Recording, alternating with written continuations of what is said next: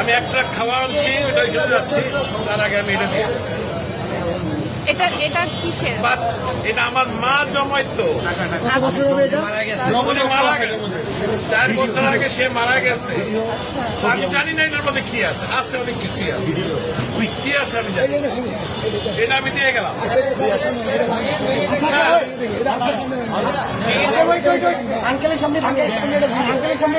যা আছে আমি এক ট্রাক খাওয়া আনছি, এটা নিয়ে আমি এখন ওইখানে যাচ্ছি। আন্টি মারা গেছে, না, আমার মা মারা গেছে।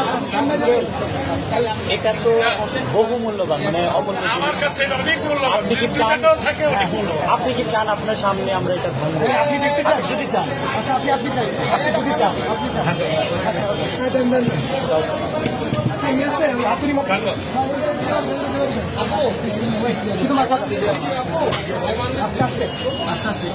বাচ্চারা দেয় সাইকেলের পয়সা, আমার বয়স কিন্তু 65।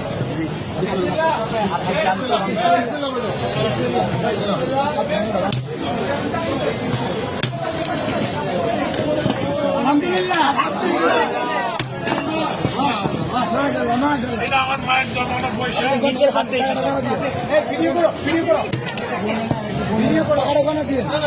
বলতে হবে না, আপনি এখানে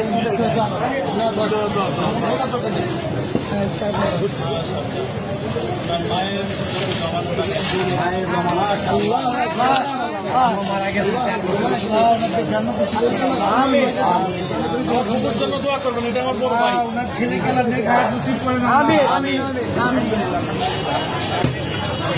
তোমরাই তাকে সদ্ব্যবহার করবে, এই আশায় আমি আছি। ইনশাআল্লাহ আমাদের জন্য দোয়া করবেন, নিশ্চয়ই আল্লাহ আপনার নিশ্চয়ই।